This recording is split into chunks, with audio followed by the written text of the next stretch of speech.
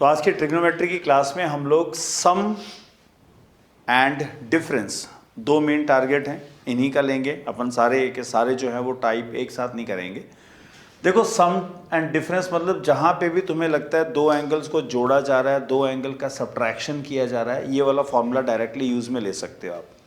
Formula बड़ा simple है, sine A plus B is sine A cos B plus cos A sine B. ये ध्यान रखना, अगर साइन है तो सेम नहीं आएंगे, वो डिफरेंट डिफरेंट आएंगे। और वही अगर कॉस है तो पहले दोनों कॉस के होंगे, फिर दोनों साइन के होंगे। अगर ये प्लस का है तो सेम साइन चलेगा। तो ये एस कॉन्सेप्ट आप याद कर सकते हो। तो यहाँ पे जैसे मैंने लिख दिया, साइन का फॉर्मूला है, प्लस है तो सेम साइन चलाओगे, ठीक है। और साइन का है तो साइन से शुरुआत होगी और आप दोनों सेम टर्म्स होती हैं। सेम टर्म्स का मतलब हो गया साइन कॉस, पीछे वाला कॉस साइन। और अगर वो एस नहीं है, वो कॉस है, तो कॉस में उल्टा चलाना, प्लस का है तो माइनस का आएगा और सेम टर्म्स नहीं होंगी, पहले दोनों कॉस की होंगी फिर दोनों साइन की होंगी। और tan के अंदर भी जो फॉर्मूला मैंने tan a प्लस बी का फॉर्मूला है, tan a plus tan b upon 1 minus tan a tan b, ये रेड पेन से जो लिखा है कि अगर इन केस माइनस का आए तो आप ऐसे अप्लाई कर सकते हो। तो पहले इसके बेसिक क्वेश्चन है।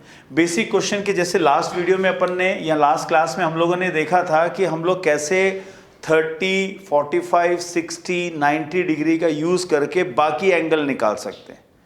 तो वो सारे एंगल गए थे हमारे सेकंड क्वाड्रेंट में, थर्ड में, फोर्थ में, वापस फर्स्ट में, बहुत सारे चक्कर काट के हम लोगों ने क्वेश्चंस भी किए थे। अभी हम लोग वो एंगल ले रहे हैं जो हो सकता है फर्स्ट क्वाड्रेंट में ही हो, बट हमारी इन वैल्यूज से बनाए जाते हैं। फॉर एग्जाम्पल जैसे क्वेश्चन आता है कि भाई tan 15 डिग्री कितना है, चलो tan 105 डिग्री निकालना है। अब 105 ऐसा है जो एक्स एक्सिस और वाई एक्सिस की मदद से तो नहीं बनने वाले, तो ऐसे में हम इसको यूं कह सकते हैं कि this angle can be written as it is 60 degree plus 45 degree. तो ये कहीं ना कहीं हमारे इन फॉर्मूलों से एप्लीकेबल है। तो हमारे कोई दो एंगल जो बेसिक एंगल्स हैं उनको ऐड या उनको सब्ट्रैक्ट करके बनाए, तो यहाँ पे क्या हो जाएगा, ये हो जाएगा अपने पास बड़ा सिंपल है, tan 60 degree, tan 45 degree, then divided by 1 minus tan 60 degree and tan of 45 degree. इनकी वैल्यूज हमारे पास ऑलरेडी हैं, ठीक है। तो वैल्यूज डाल के आंसर निकाल सकते हैं। क्या बनेगा भाई, इसकी वैल्यू होती है √3 और ये होता है +1, 1 माइनस √3 इंटू 1 आ गया, ठीक है। अब तुम्हें यहाँ एक चीज़ ध्यान रखना, बहुत बड़ी माइन्यूट सा कॉन्सेप्चुअल पार्ट है कि हम जानते हैं 105 डिग्री सेकेंड क्वाड्रेंट का है ना, फर्स्ट क्वाड्रेंट का नहीं है, सेकेंड क्वाड्रेंट का है। सेकेंड क्वाड्रेंट में tan का आंसर नेगेटिव होना चाहिए। तो भाई यहाँ पे 1 बड़ा है कि √3? √3 की वैल्यू 1.732 होती है। तो यहाँ पे मेरे को ये माइनस कॉमन लेना पड़ेगा और मेरे पास रिजल्ट जो आएगा √3 + 1 अपॉन √3 - 1 आएगा। या तो आप यहाँ पे आंसर छोड़ दें, और नहीं तो अपन ने 9th क्लास वाला फंडा पढ़ाई है, इसको रैशनलाइजिंग द डिनोमिनेटर कर लो आप।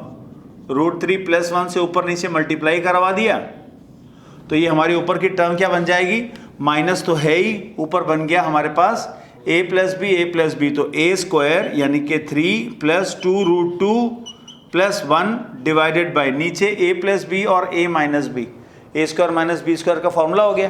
क्या बन गया, √3 का स्क्वायर इज 3 - 1 का स्क्वायर। तो ये रिजल्ट अपने पास आ गया। वैल्यू क्या हो गई, ये हो गया 4 और 2√2 यानी 2 कॉमन, तो 2 + √2 बचा और अपॉन में 2 है, ये कैंसिल आउट कर दीजिए। सो आवर रिजल्ट जो कि tan 105 डिग्री की वैल्यू है वो हो जाएगी माइनस टाइम्स, मैं राइट लिख देता हूँ यहाँ पे, नेगेटिव तो आना ही था उसको, और 2 + √2 है। तो ये है हमारे पास tan 105 की वैल्यू। ऐसे में और कौन कौन से एंगल हो सकते हैं, जैसे फॉर एग्जांपल 15, तो एक क्वेश्चन ट्राई करते हैं इसका भी।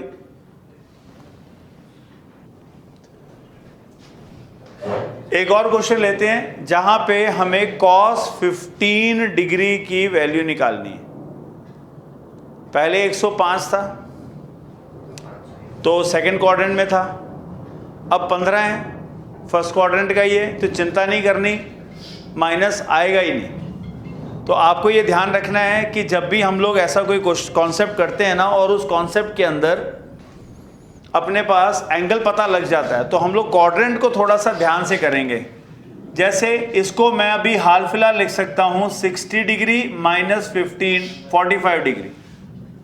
आप चाहो तो इसको 45 डिग्री माइनस 30 डिग्री भी लिख सकते हो, दोनों एक ही चीज है, करेक्ट है, ठीक है। तो 60 तो पहले यूज किया था, इस बार 45 यूज कर लेते हैं। तो फॉर्मूला अपने पास है, माइनस का ये रहा, तो ये बन जाएगा cos A cos B plus sine A and sine B. Values हमें पता है, 1/√2, ये √3/2 प्लस ये 1/√2 और साइन 30 की वैल्यू 1/2। तो यहाँ 2√2 आ गया और ऊपर आ गया √3 + 1। तो ये हमारे जितने भी एंगल हैं, for example 15 degree, 75, 75 degree, 105 degree, ये सारे के सारे एडिशन से हो सकते हैं। क्लियर? तो इनके ऊपर आपको करना क्या है, जैसे 75 है तो 45 + 30, 105 है 60 + 45, 15 डिग्री है 60 - 45 या 45 - 30 से कर सकते हो। इसी एडिशन और मतलब सम और डिफरेंस के अंदर एक और टाइप का क्वेश्चन है,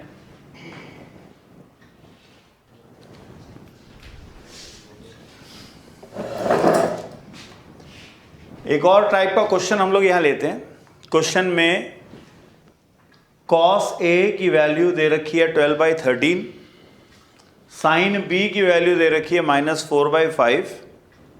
ए और बी दोनों के दोनों फोर्थ क्वाड्रेंट में, ये हमें पता लग रहा है क्योंकि फोर्थ क्वाड्रेंट में ASTC लास्ट क्लास में पढ़ाया था मैंने, वो यहां से आप ये C देख सकते हो, ये है फोर्थ क्वाड्रेंट, उसमें सिर्फ कॉस पॉजिटिव है इसलिए पॉजिटिव, और यहां लगा है एक माइनस का साइन।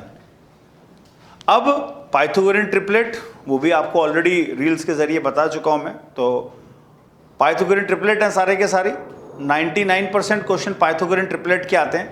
जैसे यहाँ है 12 और 13, तो 5, 12, 13 we have 5, 12 and 13 and 3, 4, 5 Pythagorean triplet हैं, ये अपने पास अवेलेबल थे, बाकी पाइथागोरियन ट्रिपलेट से पता लगा लेंगे। और सीधा सीधा मान लो पहले क्वेश्चन पे चलते हैं, तो साइन A + B का फॉर्मूला है क्या, sign A cos B + cos A sin B। अब अगर मैं कहूं कि cos A sin A चाहिए, तो cos A की वैल्यू 12/13 है। तो अगर आप ये याद हो तो ठीक है, नहीं तो एक राइट एंगल ट्राइंगल तो बना ही लेना, सिंपल सा होता है। एंगल A मान लिया, ये A है, cos दे रखा है 13 और ये है सॉरी बेस होता है ना, तो ये 12 है, ये 13 है, तो ये हमारा 5 निकला। वहीं दूसरा राइट एंगल ट्राइंगल बना लो, उसके अंदर अपने पास एंगल क्या है साहब, B मान लिया, और B में साइन यानी परपेंडिकुलर है 4, हाइपोटेन्यूज है 5, तो ये निकलेगा 3। मैंने सर्कल कर दिया, जिनको हम लोग पाइथागोरस थ्योरम से भी निकाल सकते हैं, पाइथागोरियन ट्रिपलेट से भी निकाल सकते हैं। तो ये क्या हो जाएगा, साइन A की वैल्यू यहां से हो गई 5/12, cos B 3/5, then cos A 12/13 और sin B जो कि 4/5 है। पर क्योंकि फोर्थ क्वाड्रेंट में है, साइन नेगेटिव होगा, हमें पता है, हमने लिख भी दिया। ऐसे ही cos B हमारा कहाँ है, फोर्थ क्वाड्रेंट में, पॉजिटिव होगा, परंतु साइन नेगेटिव होगा, ये ध्यान रखना है आपको। अब ऐसे में आप लोग चेक कीजिएगा, इसमें कोई कैंसिलेशन मत करना कि इधर काट दे फिर एलसीएम लेने में दिक्कत हो जाएगी। हमारे पास यहाँ पे सॉरी दिस इज 5/13 आएगा, ठीक है, बाय मिस्टेक मैंने इसको 12 लिख दिया था। अब ये हमारे पास एलसीएम सीधा सीधा 65 का आ गया, this is -15 -48 and hence your result is so simple. कितना आ रहा है, 8 और 5 13, 63 माइनस 63 अपॉन 65, ये जैसे एक वैल्यू आ गई। ठीक है, इसी की मदद से आप लोग कॉस ए माइनस बी भी निकाल सकते हो, जो होगा cos A cos B plus sine A sine B. Correct. Cos की वैल्यू हो जाएगी, अपने पास आ रही है 12 अपॉन 13 और कॉस बी की वैल्यू 3 अपॉन 5। साइन ए है 5 अपॉन 13 और साइन बी है 4 अपॉन 5, बट क्योंकि फोर्थ क्वाड्रेंट है इसलिए दोनों माइनस के ही होंगे। ठीक है, अब ये रिजल्ट में आ गया अपने पास 36 upon 65 plus 20 upon 65, hence result is 56 upon 65। And this is एक बड़ा सिंपल सा क्वेश्चन था, जहाँ पे ज़रूरी नहीं है कि सिर्फ साइन और कॉस ही हो, आप tan भी निकाल सकते हो। यानी जहाँ जहाँ पे सम और डिफरेंस के क्वेश्चन आते हैं वहाँ पे आप इन फॉर्मूलों का डायरेक्ट यूज़ कर सकते हो। तो नेक्स्ट क्लास के अंदर हम लोग इसके और टाइप के क्वेश्चन लेते हैं, सम डिफरेंस के। Till then wait for the next video.